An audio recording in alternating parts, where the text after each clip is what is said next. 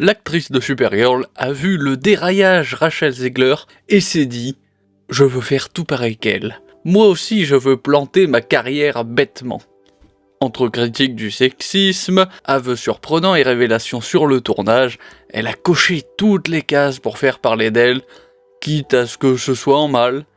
Elle ne mâche pas ses mots et pourtant elle aurait mieux fait. Elle déclare « Le simple fait d'être une femme dans cet espace suscite des commentaires » ou encore « On s'est habitué à cette étrange appropriation du corps des femmes ». Si forcément ça divise, j'imagine que nous commençons tous à être de plus en plus fatigués par ces actrices se sentant l'obligation d'attaquer leur public, et ce avant même qu'il ait eu le temps de les critiquer. Sans doute ont-elles conscience du niveau catastrophique de leurs prestations, comme du film dans lequel elles jouent, ou alors elles font ça pour pouvoir ensuite poser en pauvres petites victimes sur lesquelles tous les malheurs tombent. Le truc, c'est que c'est extrêmement insultant et vraiment limite intellectuellement de sa part de tous nous mettre dans le même sac, alors qu'on n'a encore rien dit sur son film ou sa performance, puisque on ne l'a pas vu. Et si elle chouine à cause des critiques sur son physique, eh bah oui, désolé, mais s'il faut jouer Superman, on va pas aller chercher Eric Zemmour. C'est la vie, c'est injuste, c'est comme ça. Imaginez un peu si dans Twilight, on avait mis Gérard Jugnot et Jack Lang comme prétendants au cœur de l'héroïne principale. Nous n'aurions pas eu à subir cette franchise très longtemps. Et effectivement, tout le monde sait pourquoi, il y a peu de monde pour se plaindre de voir Scarlett Johansson dans le rôle de Black Widow. Sauf que dans le cas qui nous intéresse, le truc c'est qu'elle confond volontairement les commentaires qui disent qu'elle n'est pas idéale dans le choix de casting pour Supergirl, avec ceux qui disent qu'elle est répugnante physiquement, ce qui la rend extrêmement malhonnête envers nous, puisqu'il y a une forte différence de degré. Dire de quelqu'un qu'il n'est pas l'incarnation d'Apollon, ça n'a rien de comparable avec le fait de dire qu'il a une tête de troll et qu'il devrait se mettre un sac sur la tête pour nous préserver de sa laideur. L'écart de méchanceté me semble évident.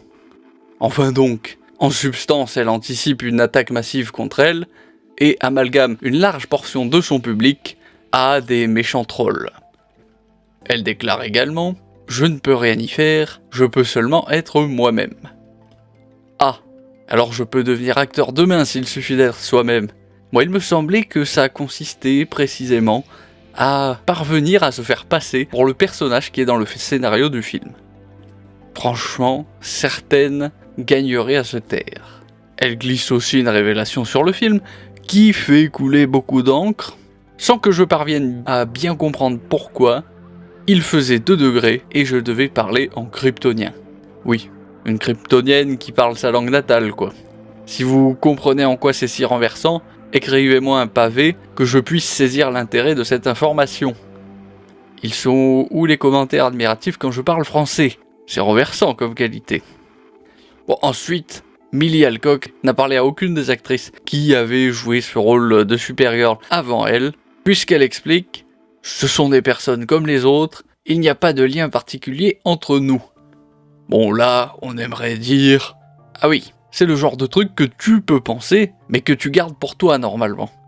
En tout cas, si tu veux pas passer pour le gros con suffisant. » Imaginez un peu si dans nos boulots respectifs on disait des personnes qui ont de l'expérience « Oh mais ce sont des humains comme vous et moi, alors ils n'ont rien de spécial à m'apprendre. On se ferait pas que des amis. » Il suffisait qu'elle dise qu'elle était déjà très prise par son rôle et qu'elle n'avait pas le temps ou une autre excuse à moitié bidon du genre. C'est toujours mieux que ce qu'elle nous a balancé. Quand elle parle du film, elle répond « Je ne veux pas être poursuivie en justice ». Bon, sur ce point, on reconnaît bien l'aspect corporatiste de Warner. C'est très probablement la vérité vraie. Pour une fois, elle ne dit pas de bêtises. Or, c'est bien là la grande surprise de l'interview. Elle avoue aussi avoir eu une période de vide dans sa carrière après House of the Dragon et son rôle de Rhaenyra, en disant « Je pensais que c'était terminé », en parlant de sa carrière. Ne t'inquiète pas, ça va l'être après la combinaison de la version Supergirl alcoolique dépressive et de tes déclarations foireuses. Je ne lui souhaite pas la fin de sa carrière. À son âge, beaucoup n'ont pas encore les fils bien connectés entre eux, et ça reste une actrice. On lui demande pas de faire décoller des fusées, mais bon, si elle pouvait éviter de nous insulter gratuitement, ce serait pas mal. Tant pour notre niveau de lassitude que pour son futur dans les salles obscures. Enfin, elle décrit son approche du personnage en ces termes nombrilistes. Supergirl n'essaie pas de sauver le monde, elle essaie juste de se sauver elle-même. Ah bravo! On reconnaît bien la mentalité héroïque.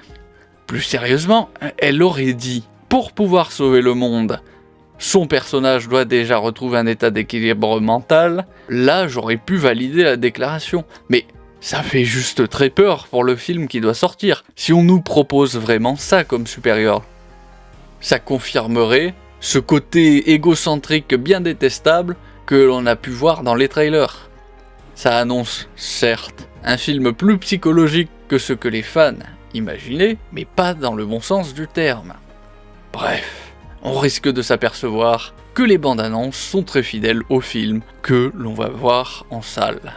Bref, sur ce, abonnez-vous, mettez un pouce bleu, activez la cloche des notifications, laissez un commentaire pour faire savoir ce que vous avez pu penser de cette vidéo, et je vous retrouve au fil de l'actualité.